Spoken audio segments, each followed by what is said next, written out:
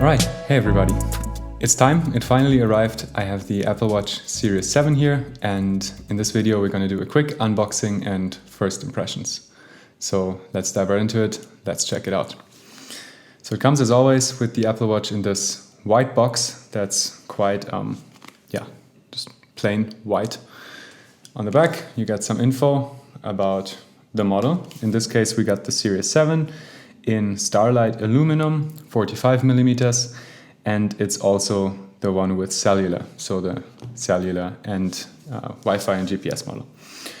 So to open it, you used to have to unwrap it with all the plastic. That's past. Now you just flip these two sides open and then you can unwrap the whole thing. Very straightforward, and here it comes right out, and you can already see the Apple Watch here. So then you see it's actually two pieces, and let's get rid of this. So just stick with these two pieces. The first one is the watch itself, and the second one just the band. I originally ordered a different band, but that would have delayed the shipping quite massively, so I reordered it, this time from Amazon, funny enough, not from Apple, for the first time ever, because they were the only ones to deliver in time. And now we got a different band. We got the normal standard plastic band. I don't use this anyway. I basically just wear two bands ever, which is this Nike band and also a leather band from a German company called, I'll look it up. I'm not sure what they're called. So let's start with the Apple Watch itself and then just have a quick look at the band. So to open it, there are two pull tabs on the bag. So that's just one and two. And then you just lift the whole thing up. And here it is. So I've seen with other colors on different unboxing videos, you also get this pouch in a different color. In my case, I got the silver, or Starlight one as Apple calls it. So it also comes in this white pouch. Let's take a look at that in just a second. We also get a bunch of documentation as always. I'm not going to go into that. And finally, we also get a new charging cable. So this, and I'm very happy to announce, is a USB-C cable. And it also is a fast charging cable. USB-C I really like because I try to charge all my devices with USB-C. So this new cable, in contrast to the past standard aluminum Apple Watches, they used to come with a plastic band, but this one now comes with an aluminum band. So if you look, that's really shiny and aluminum. And as I said, on the other end, you just get a USB-C.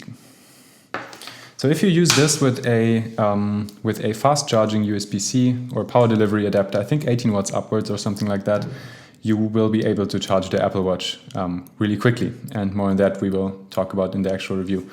So that's all that's in the Apple Watch box. So let's close that one back up and put it to the side and take a look at the watch itself. So as I said, it comes in this sort of white pouch, and you just press on it a little bit and it comes right out. Here we go. Needed some force. And here it is, the Apple Watch Series 7 in Starlight. We're going to do a color comparison in just a minute. Let's also look at the band real quick. So again, same mechanism to open it. Just pull on the one side. And then I believe it should just open right up. Yep, here we go.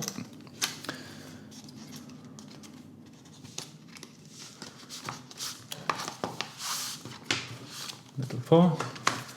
Again, we get the Apple Watch branding. We get some random paperwork. And finally, the band itself. And actually what's cool is it does come in two sizes. So in my case, I'm going to go with the ML band, and there's actually a little plastic here to protect the aluminum. So let's put this to the side, and then you just click the band into place, which is easy enough. 1 and 2, and it starts right up. So let's take a look. This is my Apple Watch Series 6. And you can see with both of them next to each other, They do look fairly similar when it comes to the housing. The colors are ever so slightly different. It's really not a big difference. Yeah, it still looks pretty much silver. It has this really slight, like champagne kind of tint. Not sure if I love it. We'll see. So anyway, to set it up, we're just going to do a quick setup. So I'm going to put my iPhone next to it, and it's going to go right ahead and asks if I would like to to configure the Apple Watch, which I do want to do for myself. Then we just quickly film this graphic. Here we go. And then it pairs right away. Let's set it up as a new Apple Watch. I wear it on my left hand.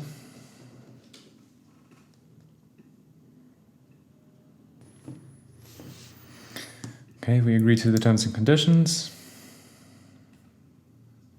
And then it signs right into your iCloud. Here we go. You get to choose if you want to share the watch analytics with Apple. In my case, I will not do that. Then we will use shared settings from the iPhone and just use them for the Apple Watch as well. Personally, I go with the smallest text size always. So what's kind of cool is if you adjust this, you get to see on the Apple Watch how it turns out in the end and how the text adjusts. For me, as I said, going with the smallest. Then we get to set a PIN code. So I will do that now, but off camera. And once that's done, it asks us whether we would like to have a look and monitor our blood oxygen levels once we wear it. I will enable that. Whether we want to keep our Apple Watch up to date automatically, I will also enable that, so it will install updates automatically during the night. Apple Pay, I will actually set up later.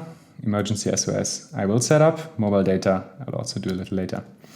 Now we are asked if we want to enable the always on display, or actually we just get some info on it, and yes, I do want that. And finally, installing all the apps. And I also go with the grid view. And this is where the Apple Watch starts syncing, and this is going to take a while now. So let's use the opportunity until this is done to take a little bit of a closer look at the Apple Watch itself. So changes to the previous Apple Watch. On the left side of the case, you can see that the speaker grill is now a single speaker grill, basically without the separation in the middle. From the front side, they look pretty much identical, to be honest. There's not much change here at all. On the right side, they look also pretty much exactly the same. And on the back, it seems like we get a few more kind of sensors with the Apple Watch Series 7. Now this is a Series 4, so this doesn't have the blood oxygen meter, so I wouldn't be surprised if this looks exactly the same as the Series 6. Other than that, also the back looks exactly the same. Now, one thing that has changed between those Apple Watch models, and if I just undo the band here real quick and do the same to the Series 4, if you look very closely, I'm not sure if we can catch it on camera here, but the Series 4 here in the middle, yeah, right here, it has a little door.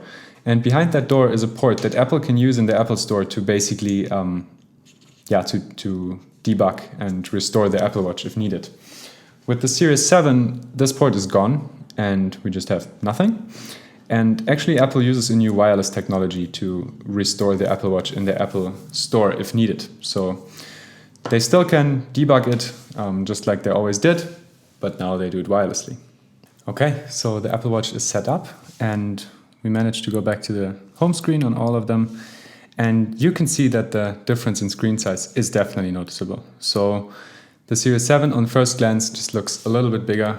We need to go into some apps to see if it's actually usable or if it gives us a great advantage over Series 6. But the main thing that I'm interested in with Series 6 is the on-screen keyboard that we get. So let's take a look at that. So here then is the on-screen keyboard, and let's just try to type something.